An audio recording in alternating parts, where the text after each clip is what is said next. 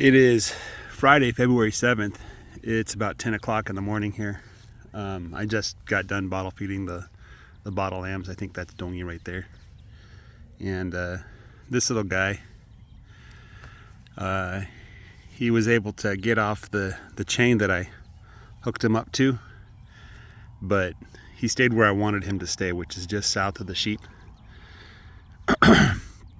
So he's scared of crossing that wire.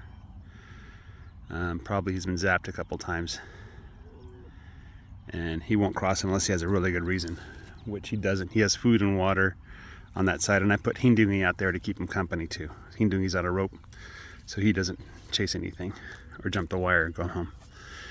I wanted to do a little bit of a survey of everything as I prepare for this afternoon's move. So the sheep, they leave a lot of hay behind. That makes sense because there's only about 100 of them, which is probably, I don't know how many cows that would be worth. Probably like 12 or 13 cows. So, but I think what they're doing is they're finding forage in the fresh green stuff that's just starting to grow right now, which is one of the reasons why I want to keep them constrained. I don't want them going all over the place and eating green stuff that's trying to grow right now. Give that stuff a chance to grow. I fed protein supplement to the cows a couple days ago, and looks like the manure is still piled up pretty high. Probably going to keep feeding them protein supplement, get them ready for the spring so it's not a shock when they start eating green grass again. They tend to get scours when they eat the green grass, and I want to kind of avoid that if possible. One of the thoughts is you just wait until the grass is more mature before you really let them eat it, but that's not really an option here because the grass is going to grow wherever they're at. At least that's the hope. They got a little bit of hay left. This row here, this row of hay is where the sheep had access to the hay, and then the cows cleaned up whatever the sheep didn't eat. And then I rolled out another bale of hay the day after I moved them. So that would have been Wednesday. So they've had access to that second row for 2 days and this row for 3 days. Are you okay there, ma'am? You gonna get up? I don't like cows that lay down and don't get up. All right, there you go. I just wanted to make sure you'd get up. You're good. It's sprinkling a tiny bit. I feel tiny droplets of moisture. It's about 65 or 68 degrees. I'm perfectly comfortable not wearing a coat. There's no wind. It is an overcast day, of course, as you can tell. Well, I did leave a lot of hay behind here. I had a thought of grabbing a pitchfork and moving the hay to where the cows are, but there's already manure and stuff in it. They're probably not going to eat it. So I'm just going to spread it out. Let the grass grow up through it. You know, there's number 10. Look at number 10. It's such a fatty.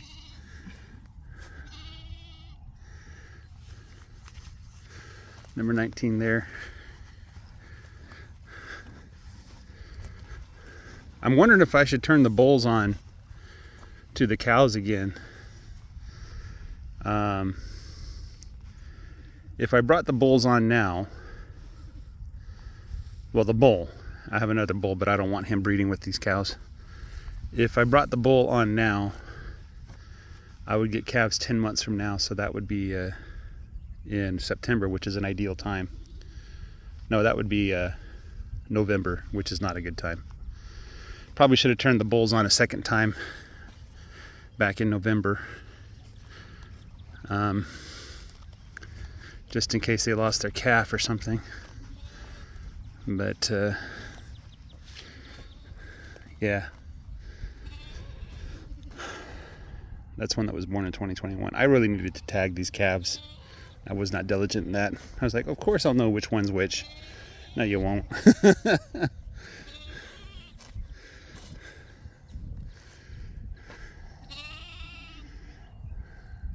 that's the 2 bottle lambs calling for me. I have a little bit more milk I can give them if they want it, but I don't know if they do. There's young 48. She was born back in July, right? Yeah, that's 48's mama, number 20. Let's check their minerals. The sheep are down here at this end because I feed them cattle cubes, alfalfa cattle cubes. Yeah, they still got plenty of minerals left. Probably should get another bag.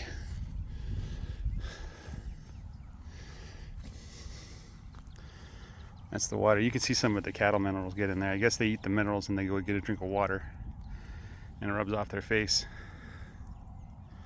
Here's the 2 bottle lambs. So I put some cattle cubes down there just to give them something to munch on, kind of supplement the forage that they're not getting. Oh, I grabbed number 20 and I checked her out. That lumpy stuff on the throat, it just feels like fat. She's a fat lamb. There's a lot of fat on her. And I also checked her eyes. I'm not an expert. I don't have the card, but they're pretty close to white. So she's not a good color. So she might have been overwhelmed by parasites but recovered from it, or she might be getting overwhelmed with parasites. Let's go check on that the skinny sheep. There she is. Yeah. Her butt seems to have cleaned up some more, but I'm just not seeing a lot of energy from her. And I'm not anticipating that she's going to survive much longer. So, you know.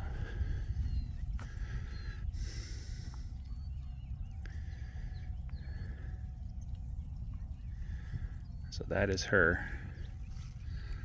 Anyway, but the other lambs are doing just fine, looking good. The way sheep and lambs, this one's a little bit struggling, her right front hoof there. She came up to me this morning and said hello. Brought her lamb with me, 141. So, but you can see she has a notch in her right here, like a, let me show you that again. Let me see if you can see the notch. You see that notch in her right ear?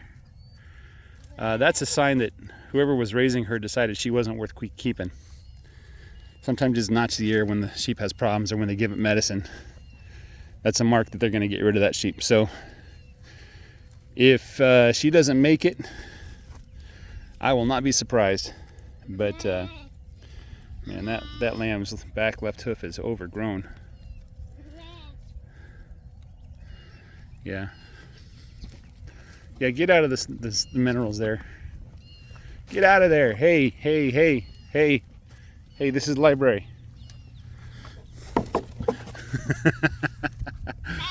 Yeah, I freaked you out, huh?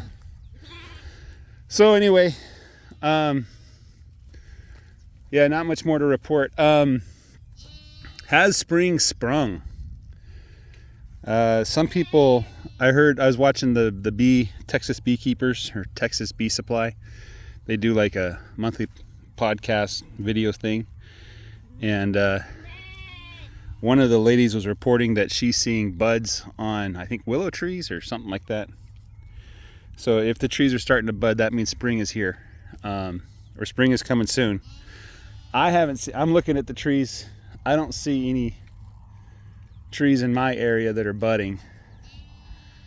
Well, those trees might be a little bit. I see a little shade of green in there, but I don't see any trees on this side. I'll have to take a closer look at the trees, see if they're budding or not. But if that's the case, then I don't know, about a month after this, we're gonna see hopefully the grass start to explode in growth. And then, oh, another sign spring is here is my wife has her allergies. Look at that, little flowers. Look at that. There we go. Yep, spring is springing. So if that's the case, then we might have an early spring this year. Checking the weather forecast, today is going to get almost up to 80. Tomorrow is in the 80s, and then next week is going to be in the 50s. And then I think from there on out, the temperatures gradually climb, right? So it looks like we're not going to get a winter event in February like we normally do.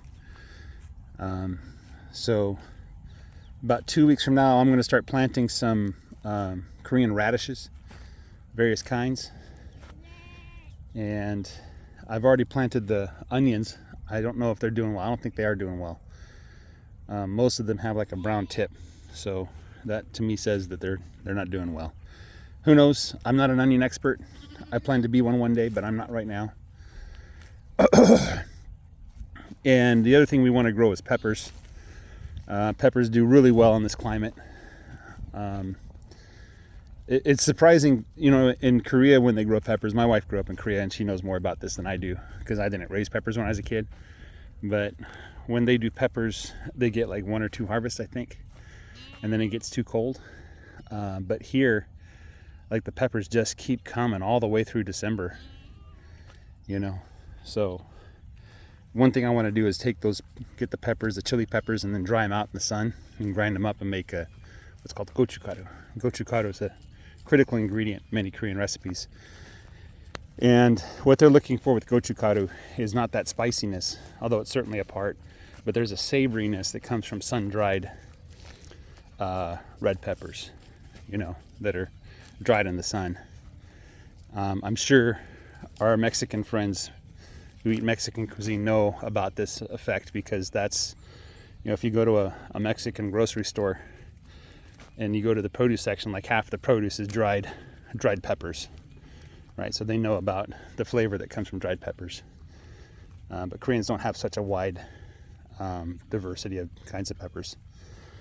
So that's something I want to do. And who knows, maybe one day we'll try planting some soybeans, not in the conventional way, just by hand. And then maybe we'll make, one of my dreams is to make a fermented bean paste and soy sauce from soybeans. So that would be kind of cool if I could do the whole if I grew some rice too, I'd basically have the entire Korean cuisine, you know, rice, peppers, soybeans, and you know, a cabbage and the turnips and stuff like that. That would be basically everything Koreans need to survive. That'd be kind of cool if I can do that here. So anyway, guys, not much else to add. Just a wonderfully calm morning, barely any wind, and just kind of in that holding pattern where we're pretending it's still winter. So guys, have a great day. Take care. Bye-bye.